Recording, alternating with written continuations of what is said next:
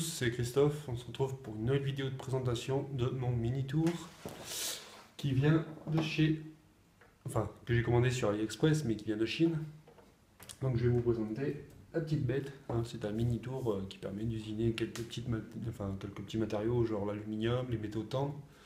Vous pouvez aussi vous en servir comme tour à bois, pour faire des toutes petites pièces. C'est vraiment du mini, c'est vraiment un accessoire pour apprendre, pour pouvoir faire des choses par la suite sur quelque chose de plus gros. Voilà. Donc je vous dis à tout de suite pour la vidéo. Donc voilà, on se retrouve pour la suite de la vidéo. Alors, je vais vous présenter globalement l'objet. Donc c'est un petit tour qui arrive en kit à monter soi-même. C'est-à-dire qu'en fait tout est démonté, c'est à base de profilés. S'il y en a que ça intéresse, je ferai une vidéo de l'objet démonté entièrement, et puis on fera un assemblage directement ensemble. Comme ça, s'il y en a que ça intéresse, ils verront comment il se monte. Alors, ce petit tour, il vient de Chine, je l'ai commandé sur AliExpress. Donc il coûte 140 €. Enfin 140 $ ça fait. Plus vous avez les frais de port qui sont un petit peu élevés quand même, mais bon, ça arrive assez rapidement. Je l'ai commandé, il est arrivé en 5 jours. Donc les frais de port sont d'une cinquantaine d'euros. Et après, c'est soit vous avez la chance, soit vous passez sur les douanes. Donc les frais de douane, ça dépend du matériel, ça dépend de Chronopost, ça dépend de tout en fait. Donc là, les frais de port, ils seraient à peu près d'une quarantaine d'euros, voire une cinquantaine, ça dépend s'ils ont déclaré la vraie valeur sur l'objet ou pas. Donc voilà. Donc ça vous fait un tour qui vous revient à peu près à 200-210 €. Mais après, bon, vous avez un accessoire complet avec divers accessoires. Enfin, bref, c'est vraiment fonctionnel. Moi, j'ai testé quelques petits objets, comme vous pouvez voir, les petits objets en bois que j'ai fait là. Alors, je vais essayer de faire un autofocus dessus. Vous pouvez voir des petits objets que j'ai testés. J'ai fait ça vite fait et franchement, j'ai pris un manche à balai qui traînait. Puis j'ai testé directement dans le bout de bois comme ça. Je fais ça, j'ai fait ce petit truc. J'ai essayé de creuser vite fait, voir ce que ça donne. Je vous dis tout de suite, j'ai jamais utilisé un tour de ma vie, donc c'est la première fois que j'usine des pièces. Je suis assez content du rendu que j'ai obtenu sur certains trucs.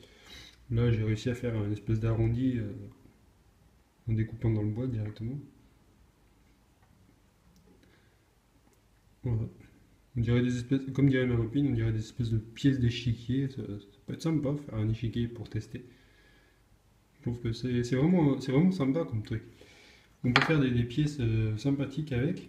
J'ai pas encore testé le métaux, enfin tout ce qui est aluminium et trucs comme ça, j'ai pas encore testé, mais bon. Après, je me suis récupéré divers petits outils pour commencer à apprendre à travailler le bois correctement. Donc là, on a une gouge. Après, j'ai pris celle-là, j'ai pris un couteau à bois là. Donc là, l'autofocus, il arrive à cibler sur le manche.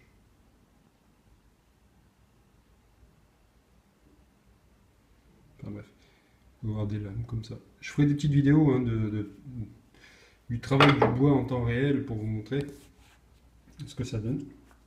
Donc vous pouvez voir, ici vous avez un mort à 3 dents qui se sert via deux petites goupilles. En fait, vous avez les axes comme ça, vous mettez une goupille ici, une goupille ici, et après vous tournez dans le sens pour serrer. Évidemment, c'est pas pratique. Enfin voilà, et puis ça serre la pièce. Donc après le diamètre, vous avez à peu près du... Alors si je dis pas de bêtises, le plus gros bout de bois que j'ai mis, c'était du 140 en diamètre. Après en longueur, c'est soit vous travaillez en surface avec l'autre côté, la poupée qui n'est pas mobile, c'est une poupée fixe, sauf que vous avez le petit bout, quand vous tournez la molette ici, en fait ça vous permet de venir vraiment plaquer l'objet contre. Et après la poupée en elle-même est fixe. Soit si vous desserrez les petites vis derrière, vous pouvez la faire glisser un petit peu pour approcher au fur et à mesure. Mais je veux dire, c'est pas un truc que vous pouvez déclipser au fur et à mesure, puis bouger au fur et à mesure. Enfin, c'est fixe quoi. Alors des fois, ce que je fais, moi, c'est que je l'enlève. Comme ça vous permet d'usiner un truc beaucoup plus grand. Mais ce qu'il faut savoir, c'est qu'après, si le mort ne sert pas vraiment beaucoup la pièce, c'est comment dire, ça va se barrer et puis ça va sortir quoi. la pièce là, en fait, si vous la mettez dedans, en fait, si vous usinez sans cet axe-là, la pièce va avoir tendance à faire ça, puis le moment va se barrer. Donc ce que je peux vous conseiller, c'est si vous voulez usiner des pièces beaucoup plus grosses, vous préparez une pièce en aluminium, un rond, avec des trous, par exemple, enfin, je vais usiner de toute façon une pièce exprès support. Je sais pas si vous voulez, enfin, vous voyez ce que je veux dire, c'est une espèce de disque que je vais intégrer à l'intérieur, comme ça. Je vais venir serrer sur le métal, mais après, je vais venir visser la flasque directement sous un rondin de bois qui serait, je pense qu'on peut atteindre un diamètre un tout petit peu plus gros. Et ça permettrait de travailler des pièces jusqu'à 20-25 mm, je pense. Enfin, 25, ouais, ça pourrait être sympa, je pense. Quelque chose de beaucoup plus gros, même peut-être quelque chose de vraiment intéressant pour tester. Après, c'est sûr qu'on va être limité par la hauteur à cause justement du profil aluminium. Ce qu'il faudrait, c'est monter le châssis sur un cran en plus. Mais pour l'instant, j'apprends les bases. Puis par la suite, ce que je pense essayer de faire, c'est motoriser cet axe-là. Je pense essayer de le motoriser via un NEMA 17. Et motoriser aussi celui-ci, en fait, parce que celui-ci, c'est celui qui déplace entièrement l'outil. Hein. Ça permet de déplacer l'outil. On va tourner la manivelle. Voilà, le tour n'est pas fixé, donc ça bouge quand je tourne en même temps. Ensuite, l'alimentation, en fait, ça arrive tout simplement avec une alimentation comme ça. Hein, c'est une alimentation 12 volts. Alors, le câble qui arrive d'origine, c'est la même chose que ça. Hein, c'est un câble comme ça. Sauf que l'embout au bout, c'est pas une prise française comme ça. C'est une prise chinoise avec les deux petites dents. Mais vous prenez ça sur une vieille imprimante, un vieux truc qui vous sert plus, et puis c'est exactement les mêmes. Le voltage, ça va de 110 jusqu'à 200. Ensuite, vous avez un petit interrupteur ici qui vous permet de justement l'allumer ou l'éteindre en cas où. Donc voilà. Donc c'était une petite présentation. Alors le moteur tourne à 20 000 tours minute, hein, c'est un petit moteur tout simple, avec un système de courroie en fait à l'intérieur, il y a une petite courroie fermée, qui est des courroies MXL, avec une petite poulie. Je pense que ce genre de moteur là pourrait être remplacé par un moteur NEMA, hein. Je pense que la NEMA 23 pourrait le remplacer. Et on pourrait utiliser ce système-là, par exemple, pour faire un 4ème axe sur la CNC derrière, ça pourrait être sympa. Ou je pense qu'il y aurait moyen de, ouais, il y aurait moyen de faire quelque chose d'intéressant, je pense, de toute façon.